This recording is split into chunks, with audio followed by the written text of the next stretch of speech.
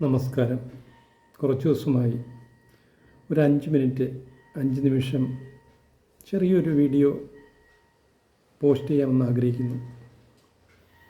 Central armed ഫോഴ്സിൽ service ചെയ്ത സമയത്ത് 1994 അവസാനം ഡൽഹിയിലെ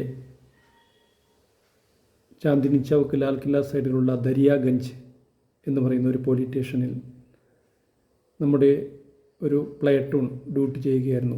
അവിടെ ഒരു പോലീസ് പിക്കറ്റിലാണ് നമ്മൾ ഡ്യൂട്ടി ചെയ്യുന്നത്. 10-11 പേർ ഒന്നിച്ച് പോകും. 8 മണിക്കൂറത്തെ ഷിഫ്റ്റ് ഡ്യൂട്ടിയാണ്. അവിടെ 2 സമുദായങ്ങൾ തമ്മിൽ ടെൻസുള്ള ഒരു പ്രദേശമാണ്. പലതരത്തിലുള്ള സ്മഗ്ലിംഗ്, എല്ലാ പ്രശ്നങ്ങളും അവിടെയുണ്ട്. നമ്മുടെ കൂടെ ഡ്യൂട്ടിക്ക് ചുമതല നമ്മുടെ റെപ്രസെൻറ്റേറ്റീവ് ഡൽഹി പോലീസിൻ്റെ ഒരു ഹവിൽദാറോ ഹെഡ് കോൺസ്റ്റബിൾ അല്ലെങ്കിൽ കോൺസ്റ്റബിൾ ആയിരിക്കും. അവർ നമ്മുടെ കൂടെ കാണും. കാരണം അവരവിടുത്തെ ലോക്കലാണ്. അവർക്ക് അവിടുത്തെ ഏരിയയെക്കുറിച്ചൊക്കെ നല്ല ഒരു നിഗമനമുണ്ട്. അവരുടെ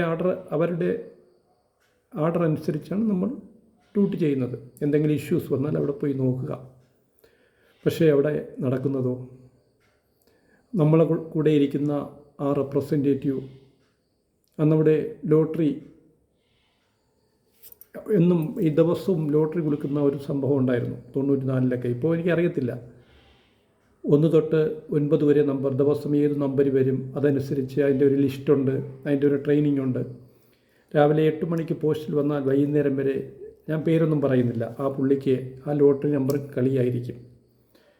ഒരു മാസമാകുമ്പോൾ ചിലപ്പോൾ കിട്ടുന്ന ശമ്പളത്തിനും അയാൾക്ക് കടമായിരിക്കും വരുന്നത്. ചെറിയൊരു, അതുവരെ സ്വന്തമല്ല, പട്ടാളത്തിൻ്റെ കാക്കി ക്ലോത്തിൽ തച്ച ഒരു ബാഗ് വീട്ടിൽ പോകുന്നതിനും ഡ്യൂട്ടി തീരുന്നതിനും ഒരു അരമണിക്കൂർ മുമ്പായി അവിടെ ഒരുപാട് ജനവാസം നിറഞ്ഞ പ്രദേശമാണ്. ഓരോ വെജിറ്റബിൾ സെല്ലറിൻ്റെ അടുത്ത്, ഓരോ മലക്കറി കച്ചവടക്കാരൻ്റെ അടുത്ത് പോയി ഒരു കത്തിരിക്ക, ഒരു വഴുതലങ്ങ, ഒരു വെണ്ടയ്ക്ക, കുറച്ച് പച്ചമുളക്, അങ്ങനെ 1-2 ദിവസത്തേക്കുള്ള സാധനം തട്ടിക്കൂട്ടിയിട്ട് നമ്മളടുത്ത് ഹായ് സാബ് ചലത്തെ പോകും. ഇതാണ് അയാളുടെ ഡ്യൂട്ടി. അവിടെ ബീഹാറിലും ജാർഖണ്ഡിലും ഒക്കെ ഉള്ള വെറും സാധാരണ പാവങ്ങൾ, റിക്ഷ ചലായിക്കുന്നവരൊക്കെ അത് അവിടെ ഇഷ്ടം പോലെ ഉണ്ട്. അവർ അവിടെ സെയിൽസ് ചെയ്യുന്നവരാണ്, കച്ചവടം ചെയ്യുന്നവരാണ്. അവർ നമ്മളടുത്ത് പറയും, സാബ് ആപ്ലോ തോ കമ്മാരാന, ഓ ഇമാൻദാരിക്ക് കമ്മായിയെ पसीना क्या कमाइए, ये लो तो चोर है, देखा इधर कुछ नहीं मिलता सा ये गुरमी में, हम अभी तक एक കൂളർ नहीं ले पाया. അദ്ദേഹം പറയാണ്, നിങ്ങൾ വാങ്ങുന്ന കാശ് മേനത്തിൻ്റെയാണ്, വിശർപ്പിൻ്റെയാണ്. പക്ഷേ അവനൊന്നും അങ്ങനെയല്ല.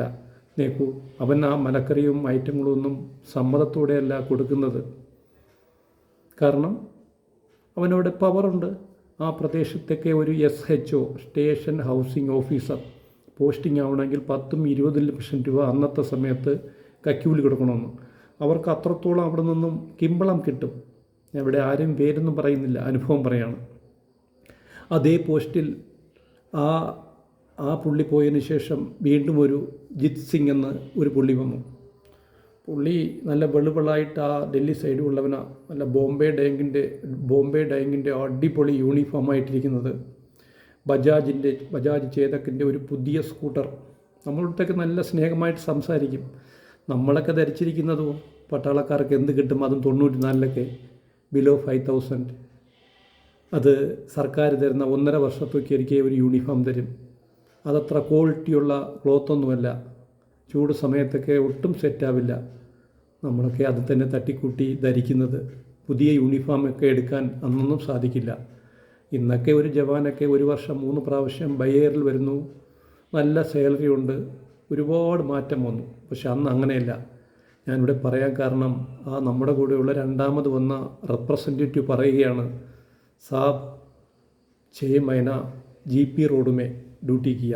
GP റോഡെന്ന് വെച്ചാൽ വേശ്യാത്തൊരു റെഡ് ലൈറ്റ്, ഉദർക്ക കമ്മായിയെ.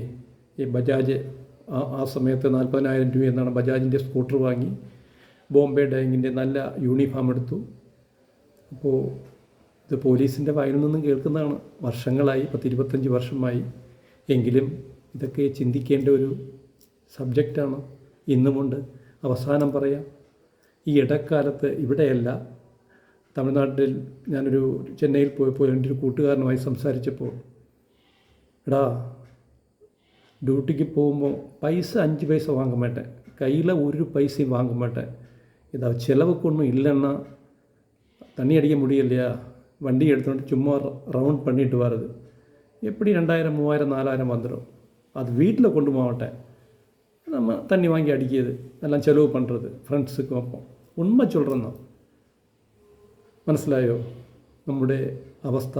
ഇതെല്ലാവരുമല്ല, ഈ സിസ്റ്റം മാറി അവനവന് കിട്ടുന്ന വച്ച് അവനവൻ ജീവിച്ചാൽ തീർച്ചയായിട്ടും ഈ രാജ്യം ഇതിലും ഒരുപടി മുന്നേറും.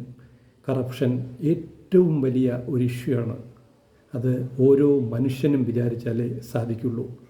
ഒരു പ്രധാനമന്ത്രിയോ ഒരു മുഖ്യമന്ത്രിയോ ഒരു അണ്ണാ ഹജാരെയോ ഒന്നും വിചാരിച്ചാൽ ഒരിക്കലും നടക്കില്ല. ഓരോ മനുഷ്യനും വിചാരിക്കണം. ഇന്ന് സമൂഹത്തിൽ നോക്കിയാൽ ഇന്നൊരു ഫോറിൻ ടൂറൊക്കെ പോകാൻ എത്ര ലക്ഷമാണ്. നമ്മളൊക്കെ എത്രയോ ഓഫീസർമാരെയൊക്കെ കണ്ടിട്ട് വന്നതാണ്. ആത്മാർത്ഥമായി കിട്ടുന്ന ശമ്പളം വച്ച് മാത്രം ചിലവ് ചെയ്താൽ അത്ര വലിയ ലാവിഷ് ലൈഫൊന്നും ആർക്കും നയിക്കാൻ പറ്റില്ല. എവിടെയൊക്കെയോ ഇഷ്ടംപോലെ കള്ളത്തരങ്ങൾ നടക്കുന്നുണ്ട്. അതിപ്പോൾ ഒന്നും ചെയ്യാൻ പറ്റില്ല. പണ്ട് ചാണക്യതന്ത്രത്തിൽ എഴുതിയിട്ടുണ്ട്, വെള്ളത്തിൽ മീൻ കിടന്നാൽ ആ മീനെ വെള്ളം കുടിക്കുക തന്നെ ചെയ്യും. ചുണ്ടിൻ്റെ അടുത്ത് വേപ്പെണ്ണ ഇരുന്നാലും അത് തേനാണോ എന്ന് വിചാരിച്ച് ഒന്ന് തൊട്ട് നോക്കും. അതാണ് കറപ്ഷൻ. എനിക്കറിയാവുന്ന രീതിയിൽ ഞാൻ എൻ്റെ ആശയം പങ്കുവച്ചു. Good evening.